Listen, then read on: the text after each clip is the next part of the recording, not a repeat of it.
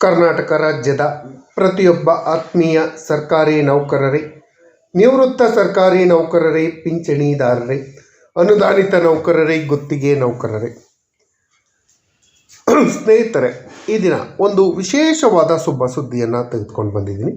ಇದು ಕರ್ನಾಟಕ ರಾಜ್ಯದ ಪ್ರತಿಯೊಬ್ಬ ಸರ್ಕಾರಿ ನೌಕರರಿಗೂ ಉಪಯೋಗ ಆಗುತ್ತೆ ಹಾಗೂ ನಿವೃತ್ತ ನೌಕರರಿಗೂ ಕೂಡ ಉಪಯೋಗ ಆಗುವಂತಹ ಭಾರಿ ಲಾಭಕರವಾದಂತಹ ಒಂದು ಸುದ್ದಿಯನ್ನು ತೆಗೆದುಕೊಂಡು ಬಂದಿದ್ದೀನಿ. ವೃತ್ತಿ ಜೀವನಕ್ಕೆ ತುಂಬ ಅವಶ್ಯಕತೆ ಇದೆ. ಸರ್ಕಾರಿ ನೌಕರರಾದವರಿಗೆ ಇಂತಹ ಒಂದು ಜಡ್ಜ್ಮೆಂಟು ಅವರ ವೃತ್ತಿ ಜೀವನಕ್ಕೆ, ಅವರ ಮೇಲೆ ಆಗಿರುವಂತಹ ಸಮಸ್ಯೆಗಳಿಂದ ಹೊರಬರೋಕ್ಕೆ ಅತ್ಯಂತ ಅವಶ್ಯಕವಾದ ತೀರ್ಪು ಅಂತಲೇ ಹೇಳ್ಬೋದು.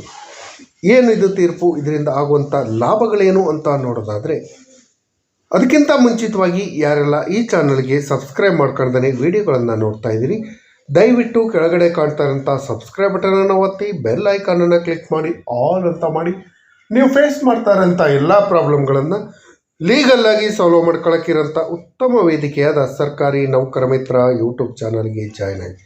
ಸ್ನೇಹಿತರೆ, ಸರ್ಕಾರಿ ನೌಕರರ ವಿಚಾರದಲ್ಲಿ ಸರ್ಕಾರಿ ನೌಕರರ ಕರ್ತವ್ಯ ಒಂದು ಕತ್ತಿಯ ಮೇಲಿನ ನಡಿಗೆ ಅಂತಲೇ ಹೇಳಬಹುದು. ಯಾವ ಸಮಯದಲ್ಲಿ ಏನಾಗತ್ತೆ ಅಂತ ಹೇಳೋಕ್ಕಾಗೋದಿಲ್ಲ. ನಾವು ನಿಯಮಕ್ಕೆ ಸರಿಯಾಗಿ ಕರ್ತವ್ಯ ನಿರ್ವಹಿಸ್ತಾ ಇದ್ರೂ ಕೂಡ ನಮಗೆ ಸಮಸ್ಯೆಗಳು ಕಾಡ್ತಾ ಇರುತ್ತೆ. ಸರ್ಕಾರಿ ನೌಕರರ ಸಮಸ್ಯೆಗಳಿಗೆ ನಮ್ಮ ಮೇಲಾಧಿಕಾರಿಗಳಾಗಲಿ ಅಥವಾ ಸರ್ಕಾರ ಆಗಲಿ ಸ್ಪಂದಿಸದೇ ಇದ್ದಾಗ ಸರ್ಕಾರಿ ನೌಕರರ ಎರಡನೇ ಚಾಯ್ಸ್ ಏನು ಅಂತ ಹೇಳಿದ್ರೆ ಅದು ನ್ಯಾಯಾಂಗ. ಆ ನ್ಯಾಯಾಂಗದಲ್ಲಿ ಯಾವ ರೀತಿ ನ್ಯಾಯ ಸಿಗತ್ತೆ ಅನ್ನೋದ್ರ ಬಗ್ಗೆ ಇಲ್ಲಿದೆ ಒಂದು ವಿವರವಾದ ಮಾಹಿತಿ. ಪ್ರತಿಯೊಬ್ಬ ಆತ್ಮೀಯ ಸರ್ಕಾರಿ ನೌಕರರೇ ಹಾಗೂ ಕುಟುಂಬ ವರ್ಗದವರೇ, ನಿವೃತ್ತ ಸರ್ಕಾರಿ ನೌಕರರೇ, ಸರ್ಕಾರಿ ನೌಕರರಾದ್ರ ಮೇಲೆ ಸರ್ಕಾರಕ್ಕೆ ನಿಷ್ಠರಾಗಿರಬೇಕು. ಹೌದು, ಅದನ್ನು ನಾವು ಒಪ್ಕೊಂತೀನಿ. KCSR ನಿಯಮಕ್ಕೆ ಬದ್ಧರಾಗಿರಬೇಕು. ಓಕೆ, ಸರ್ಕಾರ ಮಾಡುವಂಥ ಎಲ್ಲ ನಿಯಮಗಳಿಗೆ ಬದ್ಧರಾಗಿರಬೇಕು, ಎಲ್ಲ ಕಾನೂನುಗಳಿಗೆ ಬದ್ಧರಾಗಿರಬೇಕು.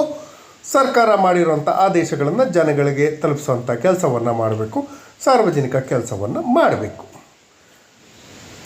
ಇಷ್ಟೆಲ್ಲ ಮಾಡ್ತಿರೋಂಥ ಸರ್ಕಾರಿ ನೌಕರರಿಗೆ ಇದೇ ಅಧಿಕಾರಿ ವರ್ಗಗಳು ಅಥವಾ ಸರ್ಕಾರದ ಪ್ರತಿನಿಧಿಗಳು ತೊಂದರೆ ಕೊಟ್ಟರೆ, ವಿನಾಕಾರಣ ಸರ್ಕಾರಿ ನೌಕರರು ಮಾಡದೇ ಇರೋಂಥ ತಪ್ಪಿಗೆ ಅವ್ರಿಗೆ ಶಿಕ್ಷೆ ಕೊಟ್ಟರೆ ಯಾವೆಲ್ಲ ಪರಿಣಾಮಗಳಾಗತ್ತೆ?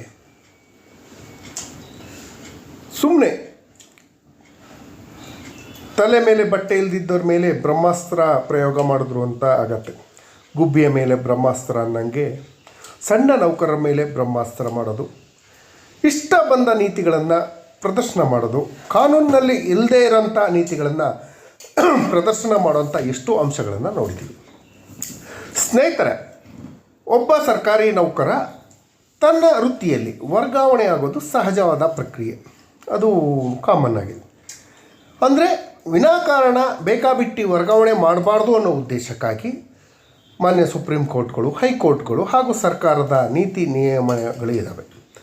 ಏನು ಅಂದರೆ, ಕ್ಲಾಸ್ 1 ಹಾಗೂ ಕ್ಲಾಸ್ 2 ನೌಕರರಿಗೆ 2 ವರ್ಷ ಕಡ್ಡಾಯ ಒಂದು ಕಡೆ, ಕ್ಲಾಸ್ 3 ಇಲ್ಲಿ 4 ವರ್ಷ ಕಡ್ಡಾಯ, ಕ್ಲಾಸ್ 4 ಅಂದರೆ ಡಿ ದರ್ಜೆ ನೌಕರರಿಗೆ 7 ವರ್ಷ ಕಡ್ಡಾಯವಾಗಿ ಒಂದು ಕಡೆಯಲ್ಲಿ ಕೆಲಸ ಮಾಡ್ಬೋದು ಅಂತ ಹೇಳಿ ನಿಯಮಗಳಿದೆ. ಈ ನಿಯಮಗಳನ್ನು ಗಾಳಿಗೆ ತೂರಿ ಕೆಲವೊಂದು ಪ್ರಭಾವಕ್ಕೊಳಗಾಗಿ ಅಥವಾ ಇವನು ಸರ್ಕಾರಿ ನೌಕರನಿಗೆ ತೊಂದರೆ ಮಾಡಬೇಕು ಅನ್ನೋ ಉದ್ದೇಶಕ್ಕಾಗಿ ಅನವಶ್ಯಕವಾಗಿ ವರ್ಗಾವಣೆ ಮಾಡುವಂಥ ಎಷ್ಟೋ ಉದಾಹರಣೆಗಳನ್ನು ನೋಡಿದ್ದೀವಿ. ಇಂತಹ ವರ್ಗಾವಣೆಗಳಿಗೆ ಕಡಿವಾಣ ಹಾಕ್ತಾ ಕೆಲಸವನ್ನು ಆಗಬೇಕು. ಸರ್ಕಾರಕ್ಕೆ ಎಷ್ಟು ಮನವಿ ಮಾಡಿಕೊಟ್ರು ಸರ್ಕಾರ ಮಾಡಿರೋಂಥ ಆದೇಶವನ್ನು ಅವರವರೇ ಎತ್ತಿ ಹಿಡಿತಾರೆ ಬಿಟ್ಟರೆ ಸರ್ಕಾರಿ ನೌಕರರಿಗೆ ನ್ಯಾಯ ಒದಗಿಸುವಂಥ ಕೆಲಸವನ್ನು ಮಾಡಲ್ಲ. ಇಂಡಿಯನ್ ಕಾನ್ಸ್ಟಿಟ್ಯೂಷನಲ್ಲಿ ಹೇಳಿರೋಂಥ ಅಂಶಗಳನ್ನು ಪಾಲನೆ ಮಾಡಲ್ಲ. ಇದಕ್ಕಾಗಿ ನಾವು ನೆಕ್ಸ್ಟು ಹೋಗುವಂಥ ಸ್ಟೆಪ್ ಏನಾಗಿರುತ್ತೆ ಅಂದರೆ ನ್ಯಾಯಾಂಗ. ಎಲ್ಲೂ ನ್ಯಾಯ ಸಿಗದಿದ್ದಾಗ ನಾವು ನ್ಯಾಯಾಂಗದಲ್ಲಿ ಹೋಗಿ ನ್ಯಾಯ ಪಡ್ಕೊಳ್ಳೋವಂಥದ್ದು ಎಷ್ಟೋ ಉದಾಹರಣೆಗಳನ್ನು ನೋಡಿದ್ದೀವಿ. ಅಂಥದ್ದೇ ಒಂದು ಐತಿಹಾಸಿಕ ತೀರ್ಪು ಸರ್ಕಾರಿ ನೌಕರರ ವರ್ಗಾವಣೆ ವಿಚಾರಕ್ಕೆ ಸಂಬಂಧಪಟ್ಟ ಹಾಗೆ ಕರ್ನಾಟಕ ಹೈಕೋರ್ಟ್ ನೀಡಿರುವಂಥ ತೀರ್ಪನ್ನು ಇಲ್ಲಿ ಚರ್ಚೆ ಮಾಡೋಣ. ವೈಯಕ್ತಿಕ ಸೇವಾ ಸಂಬಂಧಿ ತೊಂದರೆಗಳು ಅಂದರೆ ಪರ್ಸನಲ್ ಪ್ರಾಬ್ಲಮ್ ಇತ್ತು ಅಥವಾ ಸರ್ವಿಸ್ ಪ್ರಾಬ್ಲಮ್ ಇತ್ತು ಅಂದರೆ ಅದನ್ನು ಪರಿಗಣಿಸಿ ಯಾವುದೇ ಒಬ್ಬ ಸರ್ಕಾರಿ ನೌಕರನ ಟ್ರಾನ್ಸ್ಫರ್ ಆದೇಶದ ವಿರುದ್ಧ ಮನವಿ ಸಲ್ಲಿಸಲು ಹಕ್ಕಿದೆ ಅಂತ ಹೇಳಿ ಕರ್ನಾಟಕ ಹೈಕೋರ್ಟ್ ಒಂದು ಐತಿಹಾಸಿಕವಾದ ತೀರ್ಪನ್ನು ನೀಡಿದೆ. ವಿನಾಕಾರಣ ವರ್ಗಾವಣೆಯನ್ನು ಮಾಡಿದಂಥ ಸಂದರ್ಭದಲ್ಲಿ ಅದನ್ನು ಅಪೀಲ್ ಮಾಡ್ಬೋದು. ಮೇಲಾಧಿಕಾರಿಗಳಲ್ಲಿ ಅಪೀಲ್ ಮಾಡ್ಬೋದು, ಕರ್ನಾಟಕ ಆಡಳಿತ ನ್ಯಾಯಮಂಡಳಿಯಲ್ಲಿ ಅಪೀಲ್ ಮಾಡ್ಬೋದು, ಅಥವಾ ಹೈಕೋರ್ಟ್ನಲ್ಲಿ ಅಪೀಲ್ ಮಾಡೋಕ್ಕೆ ಅವಕಾಶಗಳಿದೆ ಅಂತ ಹೇಳಿ ಹೈಕೋರ್ಟ್ ಹೇಳಿದೆ. ಮಧ್ಯಪ್ರದೇಶ ಹೈಕೋರ್ಟ್ ವರ್ಗಾವಣೆ ಆದೇಶವನ್ನು ಪ್ರಶ್ನಿಸಲಾಗಿ ಈ ಆದೇಶದ ಮನವಿಯನ್ನು ಅಧಿಕಾರಿಗಳು ಪರಿಗಣಿಸುವವರೆಗೂ ಅರಣ್ಯ ಇಲಾಖೆಯ ಒಬ್ಬ ಅಧಿಕಾರಿಗೆ ತನ್ನ ಪ್ರಸ್ತುತ ಸ್ಥಳದಲ್ಲಿಯೇ ಮುಂದುವರಿಯಲು ಅವಕಾಶವನ್ನು ಮಾಡಿಕೊಡಬೇಕು ಅಂತ ಹೇಳಿ ಆದೇಶವನ್ನು ನೀಡಿದೆ. ಇದು ಕರ್ನಾಟಕ ಸರ್ಕಾರಿ ನೌಕರರಿಗೂ ಕೂಡ ಉಪಯೋಗ ಆಗುತ್ತೆ. ಹೇಗೆ ಉಪಯೋಗ ಆಗುತ್ತೆ ಅಂದರೆ, ಇಂಡಿಯನ್ ಕಾನ್ಸ್ಟಿಟ್ಯೂಷನ್ನು 141 ಪ್ರಕಾರ ಸುಪ್ರೀಂ ಕೋರ್ಟ್ ಮಾಡಿರುವಂಥ ಎಲ್ಲ ಆದೇಶಗಳು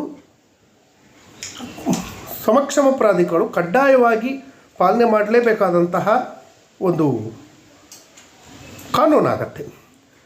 ಅದರ್ ಅಂದರೆ ಕರ್ನಾಟಕ ಬಿಟ್ಟು ಬೇರೆ ರಾಜ್ಯಗಳಲ್ಲಿ ಹೈಕೋರ್ಟ್ಗಳು ಕೊಡುವಂಥ ತೀರ್ಪುಗಳು ನಮಗೆ ಮಾರ್ಗದರ್ಶಿ ಆಗಿರುತ್ತೆ.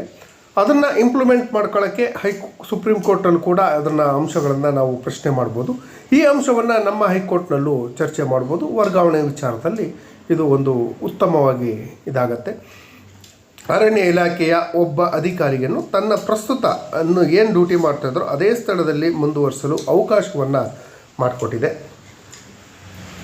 30 ದಿನಗಳ ಒಳಗಾಗಿ ಅರಣ್ಯ ಇಲಾಖೆಯ ಅಧಿಕಾರಿ ಮನವಿಯನ್ನು ಪರಿಗಣಿಸಲು ಹೈಕೋರ್ಟ್ ನಿರ್ದೇಶನವನ್ನು ನೀಡಿದೆ.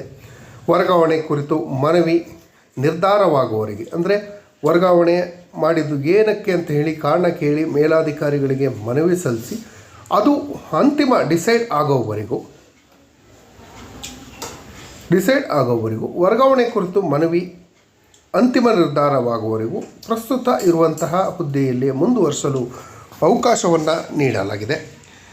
ಮಧ್ಯಪ್ರದೇಶ ಹೈಕೋರ್ಟ್ ದೇವಾಸ್ ಜಿಲ್ಲೆಯಿಂದ ಭೂಪಾಲ್ಗೆ ವರ್ಗಾವಣೆಗೊಂಡಿದ್ದ ಅರಣ್ಯ ಇಲಾಖೆಯ ಉದ್ಯೋಗಿಯೊಬ್ಬರು ಮಧ್ಯಂತರ ರಕ್ಷಣೆ ಕೋರಿ ವರ್ಗಾವಣೆ ಆದೇಶದ ವಿರುದ್ಧ ಉದ್ಯೋಗಿಗೆ ಪ್ರಾತಿನಿಧ್ಯ ಸಲ್ಲಿಸಲು ಹಾಗೂ ವೈಯಕ್ತಿಕ ಹಾಗೂ ಸೇವಾ ಸಂಬಂಧಿತ ತೊಂದರೆಯನ್ನು ಪರಿಗಣಿಸಲು, ಪರ್ಸನಲ್ ಪ್ರಾಬ್ಲಮ್ ಇರ್ಬೋದು ಅಥವಾ ಡ್ಯೂಟಿ ಪ್ರಾಬ್ಲಮ್ಗಳನ್ನು ಪರಿಗಣಿಸುವಂತೆ ಕೋರಿ ಹೈಕೋರ್ಟಿಗೆ ಅರ್ಜಿಯನ್ನು ಸಲ್ಲಿಸಿದರು. ಈ ಅರ್ಜಿಯನ್ನು ಪರಿಗಣಿಸಿದಂಥ ಹೈಕೋರ್ಟ್ ಈ ಅಭಿಪ್ರಾಯವನ್ನು ಪಟ್ಟಿದೆ, ಕೋರುವಂತೆ ಹಕ್ಕಿದೆ ಅಂತ ಹೇಳಿ ತಿಳಿಸಿದೆ. ಗೌರವಾನ್ವಿತ ನ್ಯಾಯಾಧೀಶರಾದ ವಿಜಯ್ ಕುಮಾರ್ ಶುಕ್ಲರವರು ಇದ್ದ ಪೀಠದಿಂದ ಈ ಆದೇಶವನ್ನು ದೇವಾಸ್ ಜಿಲ್ಲೆಯ ಕೊನೋಡ್ನಿಂದ ಭೂಪಾಲ್ನ ಪ್ರಧಾನ ಮುಖ್ಯ ಕಚೇರಿ ಸಂರಕ್ಷಣಾಧಿಕಾರಿ ಕಚೇರಿಗೆ ವರ್ಗಾವಣೆಗೊಂಡಿದ್ದ ದಿನೇಶ್ ವಾಸ್ಕಲ್ ರವರು ಸಲ್ಲಿಸಿದ ಅರ್ಜಿ ವಿಚಾರಣೆ ನಡೆಸಿದ ಸಂದರ್ಭದಲ್ಲಿ ಈ ಆದೇಶವನ್ನು ನ್ಯಾಯಾಲಯ ನೀಡಿದೆ. ನ್ಯಾಯಾಲಯವು ಅರ್ಜಿದಾರರ ಪ್ರಾತಿನಿಧ್ಯವನ್ನು 30 ದಿನಗಳ ಒಳಗೆ ಪರಿಗಣಿಸುವಂತೆ, ಅಂದರೆ 30 ಡೇಸ್ ಒಳಗೆ ಅದನ್ನು ಪರಿಗಣಿಸಬೇಕು ಅಧಿಕಾರಿಗಳಿಗೆ ನಿರ್ದೇಶನವನ್ನು ನೀಡಿದೆ.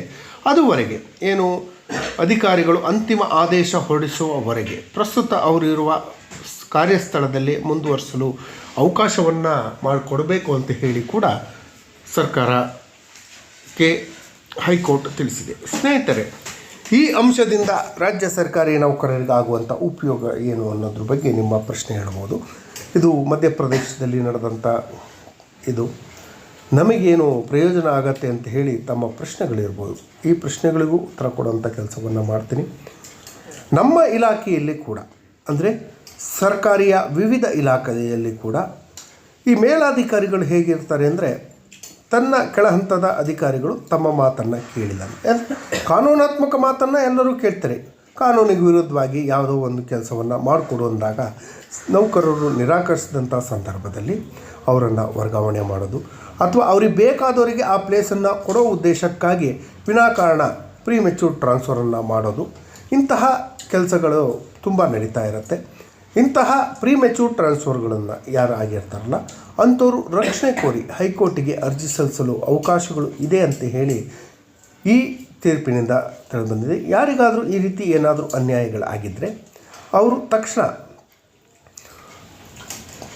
ಕರ್ನಾಟಕ ನ್ಯಾಯಮಂಡಳಿ ಇರ್ಬೋದು, ತಕ್ಷಣ ನೀವು ಫಸ್ಟ್ ಮಾಡಬೇಕಾಗಿರೋ